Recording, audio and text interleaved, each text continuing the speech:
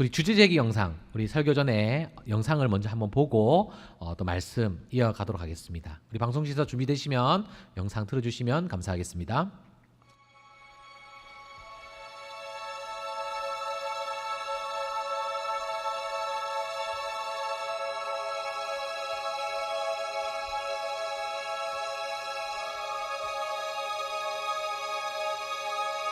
네, 위에 조명도 좀 꺼주세요.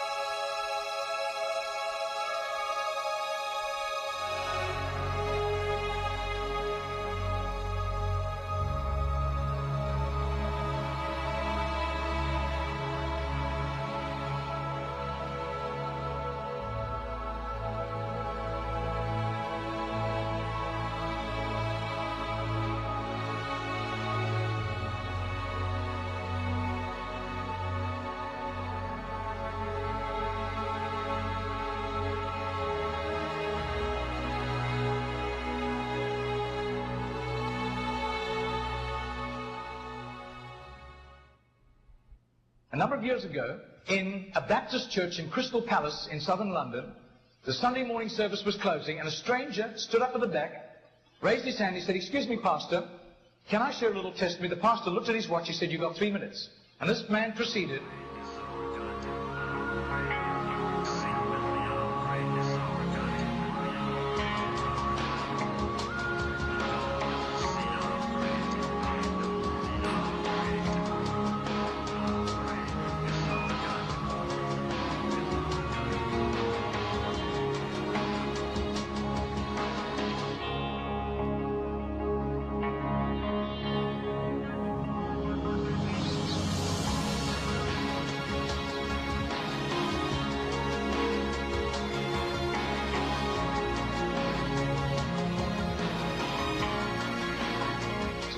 Now, this London preacher flew back to the UK and was speaking at the Keswick Convention in the Lake District. And he threw in these 3 testimonies. At the close of his teaching session, 4 elderly pastors came up and said, "We got saved between 25 and 35 years ago, respectively, through that little man on George Street giving us a tract and asking us that question."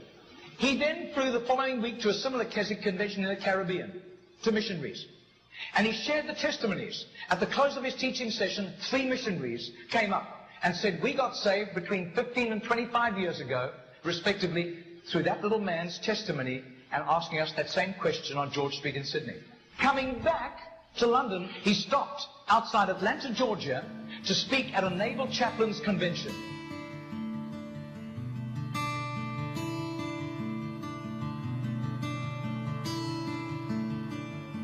Six months later, flew to do a convention for 5,000 Indian missionaries in a remote corner of northeastern India. And at the end, the Indian missionary in charge, a humble little man, took him home to his humble little home for a simple meal.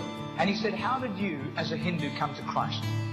He said, "One bout of diplomatic service took me to Sydney. And I was doing some last-minute shopping laden with parcels of toys and clothing for my children, walking down George Street. And this courteous little white-haired man stepped down in front of me, offered me a pamphlet, and said, 'Excuse me, sir, are you saved? If you die tonight, are you going to heaven?'" The splendor of the King, clothed in majesty. "I do. His name is Mr. Genord, but I don't think he does it anymore. He's too frail and elderly."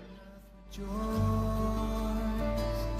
he wraps himself in light, and darkness rises too high, and trembles at his voice, trembles at his voice.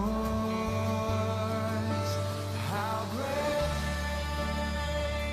is our God? Sing with me, how great is our God? And all will see how great is our Margarita did a little count. That's 146,100 people. That simple little non... Nobody except a little group of Baptists in southern Sydney knew about Mr. Ginnell, but I'll tell you, his name was famous in heaven.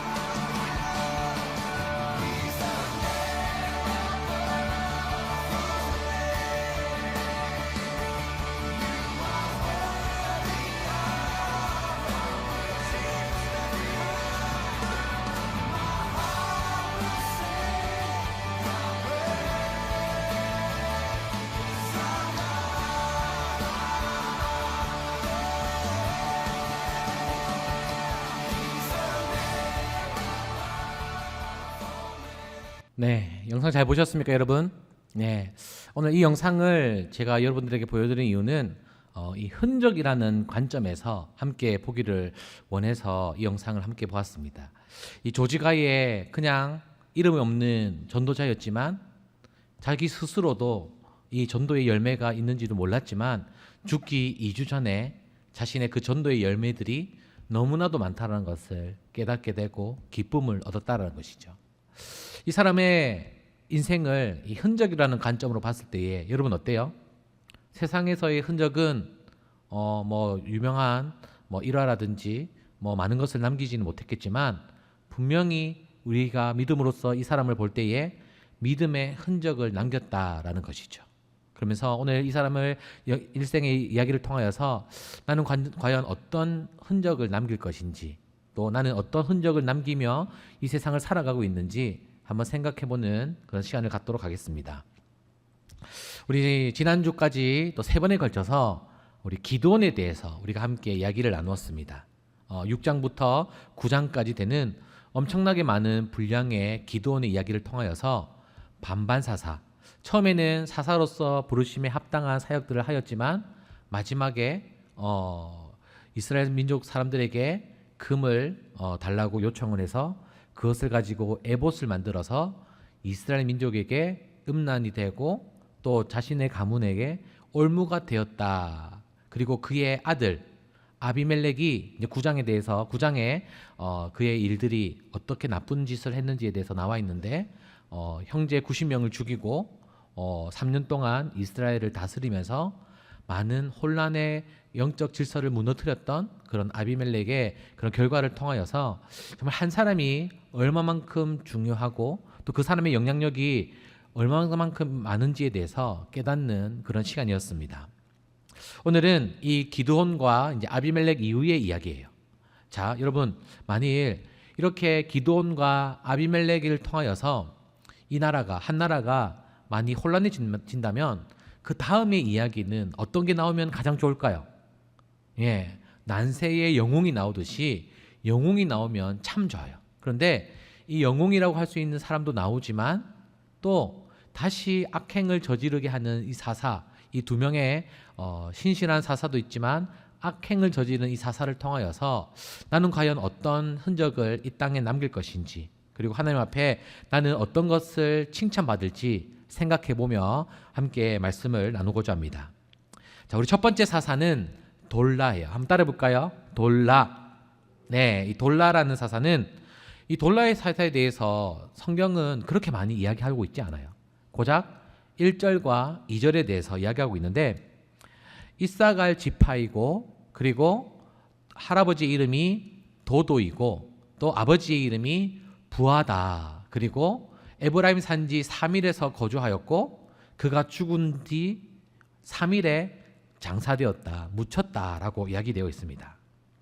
이 사사 돌라의 이름의 뜻은 벌레라는 뜻을 가지고 있어요.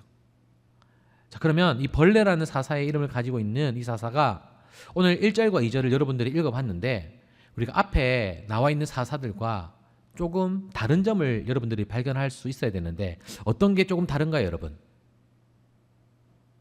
어떤 게 조금 달라요? 예.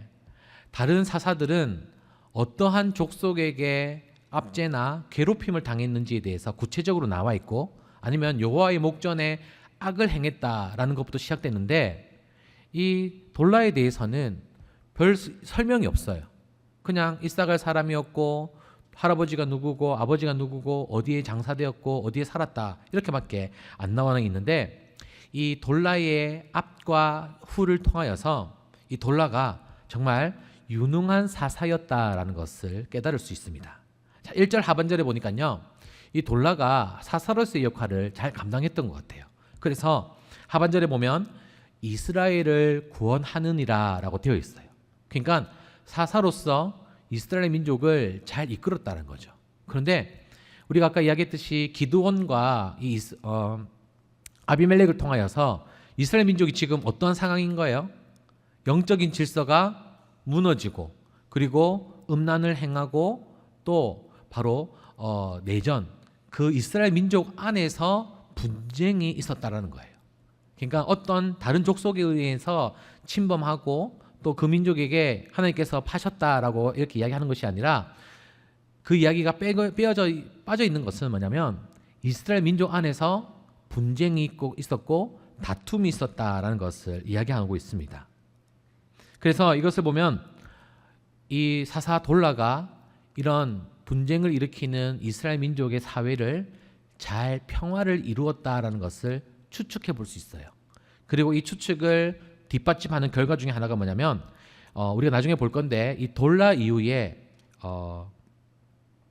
야일이라는 사사가 나옵니다. 근데 야일이라는 사사도 2절밖에 설명을 하지 않아요. 그런데 이 야일 사사의 특징 중에 하나가 뭐냐면 30개를 가지고 있는데 30개를 3가지가 갖고 있는데 뭘 가지고 있냐?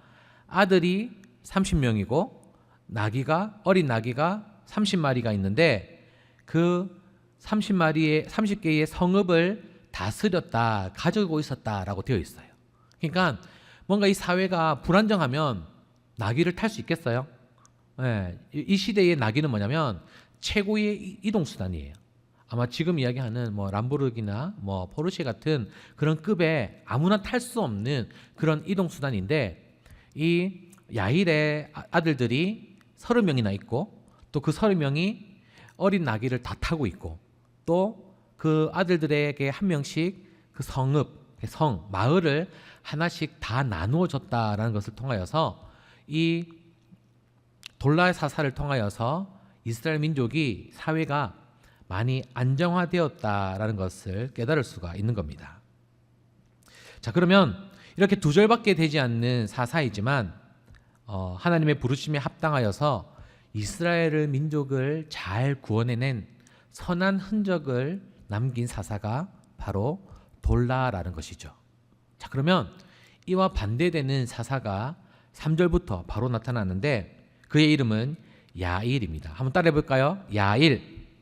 예, 야일이라는 이름의 뜻은 그가 깨우치신다라는 뜻을 가지고 있어요.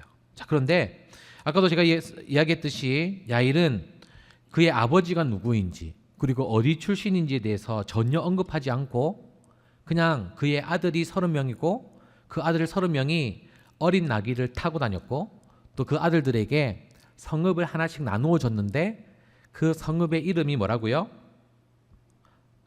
마지막 4절 후반절에 뭐라고 되어 있습니까, 여러분? 네, 하봇 야일이라고 되어 있어요. 그러니까 야일의 마을이다라는 흔적을 남겼다라는 것이죠. 여러분 한번 생각해 보시기 바랍니다. 야일이 남긴 흔적이 과연 선한지 아니면 악한지. 그런데 우리가 지난 시간에도 배웠듯이 어떤 사역을 함에 있어서 내가 어떤 일을 함에 있어서 내가 바른 일을 하고 있는지를 알려면 결과가 어떻게 되어야 되는지를 보면 된다고 했죠. 자, 그러면 이 야일 이후에 입다라는 사사가 나와요. 이제 다음 시간에 우리가 함께 나눌 건데 입다의 사사 때부터는 이제 이스라엘의 범죄가 극도입니다. 극도. 그러니까 이전에는 그냥 이스라엘 여호와의 목전에서 악을 행하고 그냥 우방신 하나의 신 이렇게만 믿었지 그것을 여러 개를 믿지는 않았어요. 그런데 여러분들이 10장 중반절을 이렇게 보시면 그 신이 무려 7가지나 되는 우방 신들을 섬기면서 하나님께 범죄하게 돼요. 그랬더니 이 이스라엘의 죄도 극심할 뿐더러 하나님의 진노도 극심하게 되면서 이 이스라엘 민족에게 뭐라고 이야기하냐면 다시는 너희들을 내가 돌아보지 않겠다, 회복시키지 않겠다라고 하나님께서 맹세하시는 말씀 구절이 나온다라는 거죠. 이제 이스라엘 민족의 악행이 시작되는 그 입다 전에 사사가 바로 야일인데 이 야일이 사역을 잘했으면 그 다음에 이스라엘 민족이 범죄를 저질렀을까요? 안 저질렀을까요? 안 저질렀는데 바로 이 야일이 그의 사역을 사사로서 제대로 하지 못했다라는 겁니다. 여러분, 오늘 말씀의 제목은 어떤 흔적을 남기시겠습니까? 라는 제목입니다. 사랑하는 여러분, 오늘 우리는 이 시대를 살아갈 때에 어떤 흔적을 남기며 살아가야 될까요? 우리가 이 땅 가운데 남겨야 하는 흔적은 바로 예수님의 흔적입니다. 이 흔적을 가장 잘 나타낸 사람은 바울을 대표자로 소개할 수 있을 것 같아요. 바울은 갈라디아서 6장 17절에 뭐라고 얘기하냐면 내가 내 몸에 예수님의 흔적을 지니고 있다라고 이야기를 합니다. 여러분, 어떤 흔적들을 남기고 있습니까? 그것이 아름다운 흔적인지 아니면 더럽고 추악한 흔적인지 여러분 스스로가 한번 돌이켜 봤으면 좋겠어요. 우리가 유튜브에 보면 보관함이라는 것을 클릭을 하게 되면 내가 시청한 기록이 남겨져 있는 것을 볼 수 있어요. 그것이 우리가 유튜브에서 남긴 흔적이라는 거죠. 그런데 여러분, 그것을 다른 사람에게 보여줄 수 있습니까? 그리고 그것이 어떻다라고 떳떳하게 내가 스스로 그것을 볼 수 있습니까? 바울은 자기 몸의 그 흔적, 즉 예수님의 낙인이 찍혀 있다고 말함으로써 그 자신 스스로 소유가 내 몸이 내 것이 아니라 하나님께 있고 예수 그리스도의 소유가 되며 자기 스스로를 예수 그리스도의 노예라고 이야기하고 있습니다. 나는 이제 더 이상 내가 주인이 아니라 내 주인은 누구라고요? 예수 그리스도다라고 고백하면서 바울 스스로를 본받으라라고 우리에게 권면하고 있습니다. 이런 바울의 자신의 흔적은 고린도후서 11장 23절에서 27절에 잘 나타나 있는데 이 말씀을 여러분들 한번 보시면 좋을 것 같아요. 제가 간단하게 설명하면 내가 수고를 넘치도록 하고 옥에 갇히기도 하고 또 매도 수없이 맞고 여러 번 죽을 뻔했다. 그리고 여러 번 여행을 통하여서 강의 위험과 강도의 위험, 그리고 동족의 위험, 이방인의 위험, 시내의 위험, 광야의 위험, 바다의 위험, 거짓 형제 중의 위험을 당하고 또 수고하여 애쓰고 여러 번 자지도 못하고 줄이며 목마르고 여러 번 굶고 춥고 헐벗어노라라고 자신의 고난에 대해서 한 6절 되는 고린도후서에 설명하고 있습니다. 사랑하는 여러분, 우리가 이런 고난을 당한다면 어떨까요? 예수님을 믿는다는 이유만으로, 또 예수님을 전한다는 이유만으로, 또 주일날 교회 간다라는 이유만으로 이런 고난을 당한다면 아마 우리의 믿음을 바울만큼 지키기가 쉽지는 않았을 겁니다. 바울이 당한 복음을 전하다가 이 고난을 당하였는데 자신의 이 고난을 당당하게 이야기하면서 그 고난이 자신의 예수님을 향한 표시요, 내가 하나님께 구원받은 증거라고 그렇게 이야기하고 있습니다.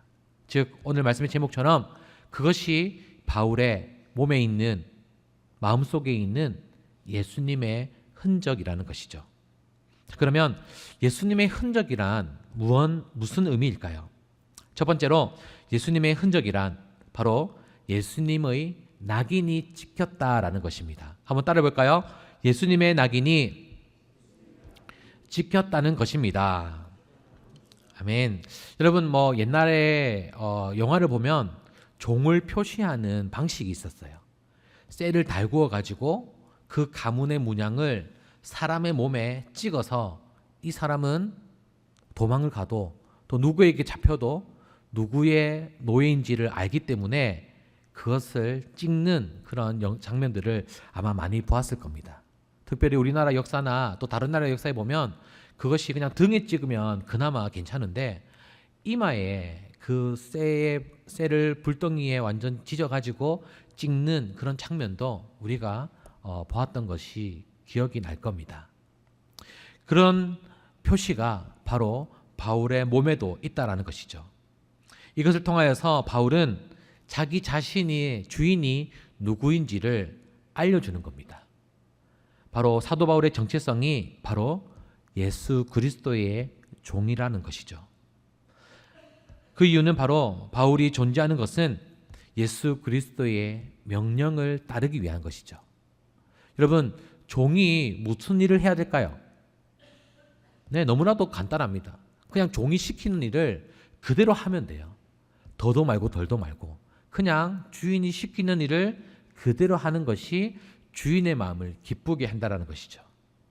그래서 바울은 자신의 존재의 이유가 바로 주인이신 예수 그리스도를 증거하는 것이라고 이야기합니다. 그래서 바울은 이렇게 고백합니다. 자기가 사나 죽으나 자신은 주님의 것이라고 고백하는데요. 그 고백이 로마서 14장 8절 말씀에 함께 나와 있습니다. 함께 읽습니다. 시작.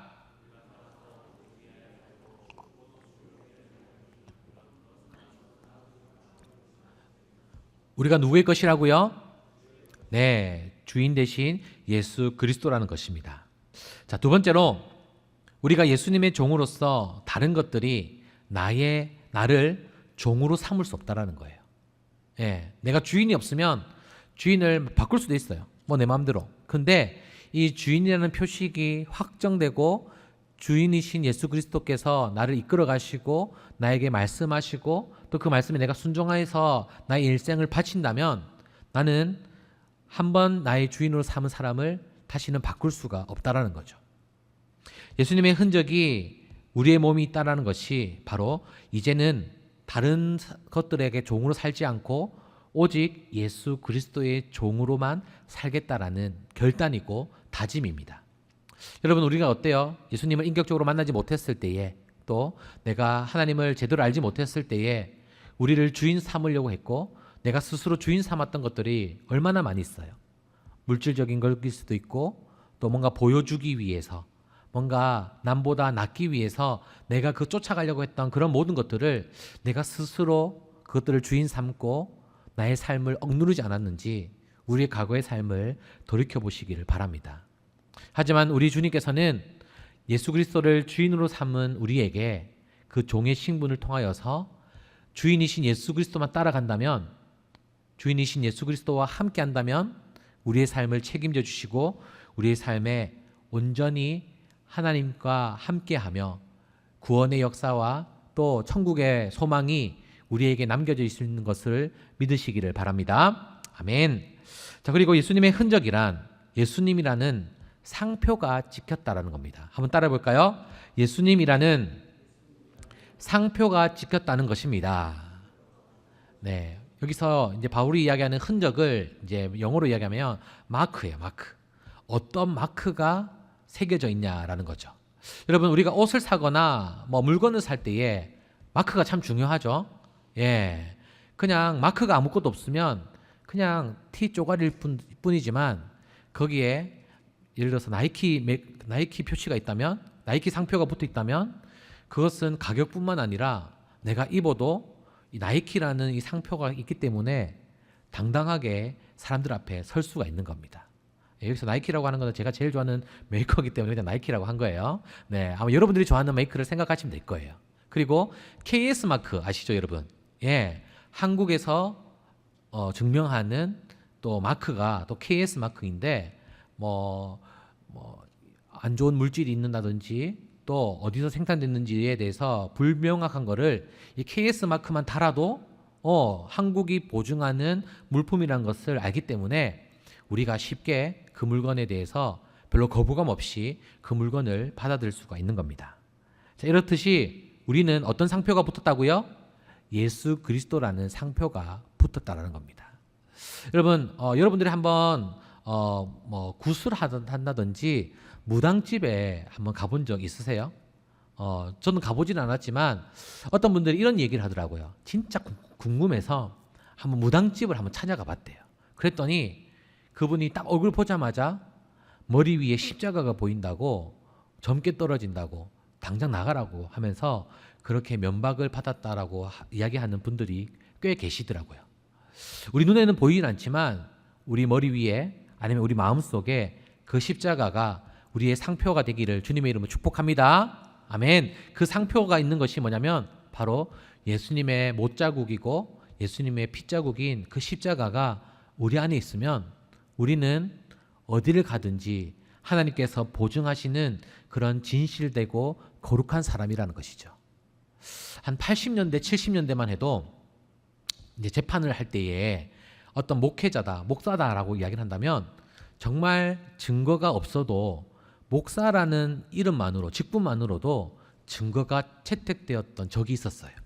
예, 그때는 목사라는 직분이 뭔가 좀 더 거룩하고 지금 이제 세상에서 생각하는 이미지보다는 조금 더 신실하고 진실하다라는 이미지가 있어서 그렇게 되었는데 지금 어때요, 여러분?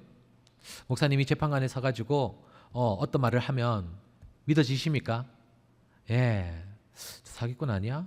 예, 아니면 자기가 스스로 안수했나? 할 정도로 그렇게 공권력이라든지 진실성이 좀 많이 떨어진 그런 사회에 우리가 살고 있으면서 또 제가 목사로서 살고 있으면서 정말 이 시대를 나는 어떤 상표를 가지고 또 목사라는 직분을 통하여서 어떻게 살아가야 되는지 다시 한 번 더 돌이켜보는 그런 예화가 있었는데 여러분들도 마찬가지예요.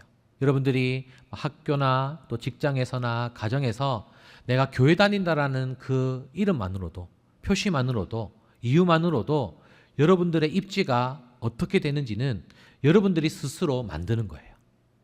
그리고 여러분들 안에 또 주위에 이웃에 혹시나 교회를 다니지 않는 사람들에게 우리가 나의 모습이 그 예수님을 믿는 사람들의 첫 번째 이미지가 될 수 있기 때문에 교회 안에서는 믿는 사람들이 있기 때문에 괜찮아요.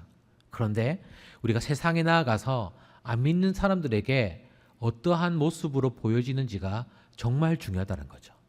이것이 오늘 제가 설교를 통하여서 여러분들과 함께 나누고 싶은 묵상 중에 하나예요.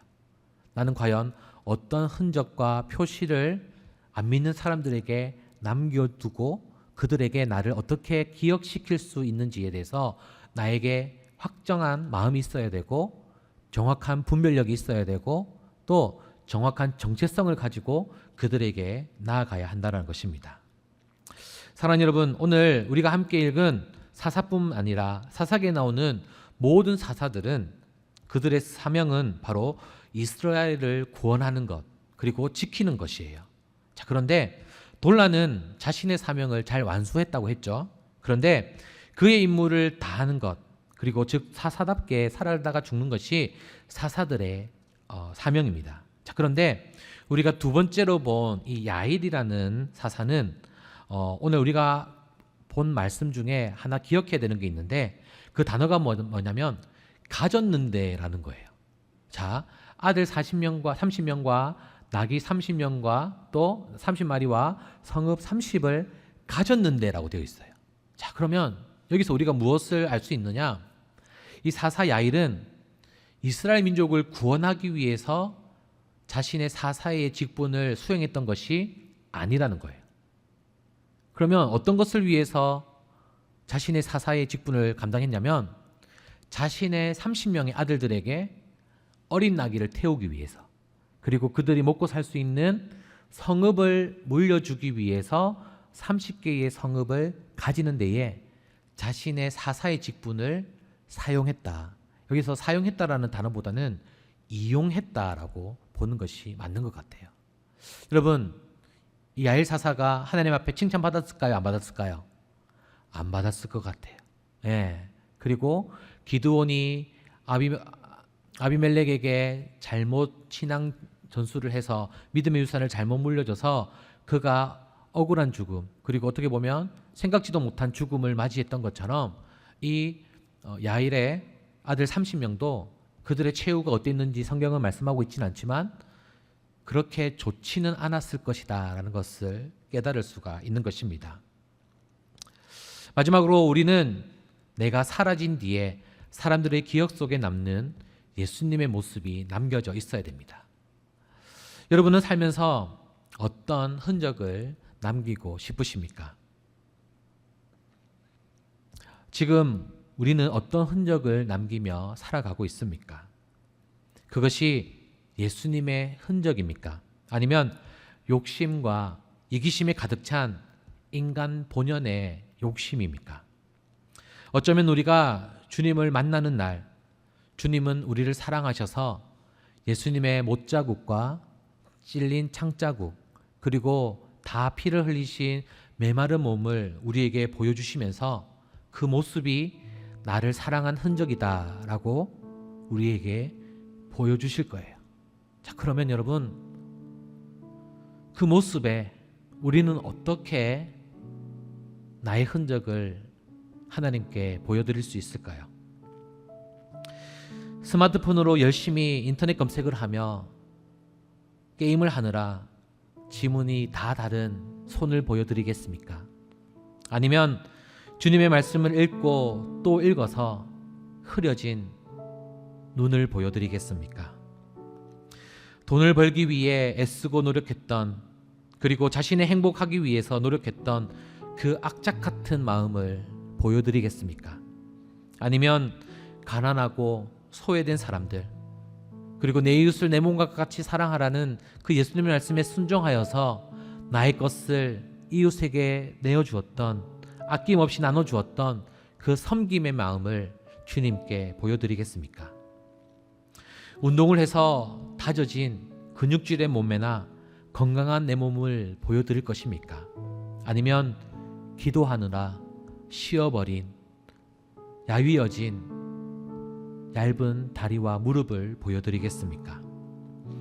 우리의 삶의 모습은 주님이 기억하시기 전에 먼저 주변의 많은 사람들이 기억하게 될 것입니다.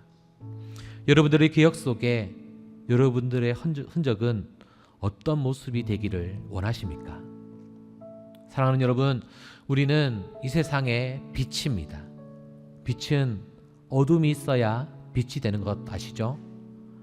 썩어져가고 어두워져가는 이 사회 속에 우리를 빛으로 부르신 그곳에 나아가 주의 흔적을 가지고 하나님의 빛을 바라는 저와 여러분이 될 수 있기를 주님의 이름으로 축복합니다. 그럴 때에 그 하나님의 예수 그리스도의 그 피 흘리심이 헛되이 되지 않도록 우리의 흔적을 통하여서 하나님께서 기뻐하시고 하나님만 높여드리는 그런 흔적이 될 수 있기를 주님의 이름으로 간절히 축복합니다.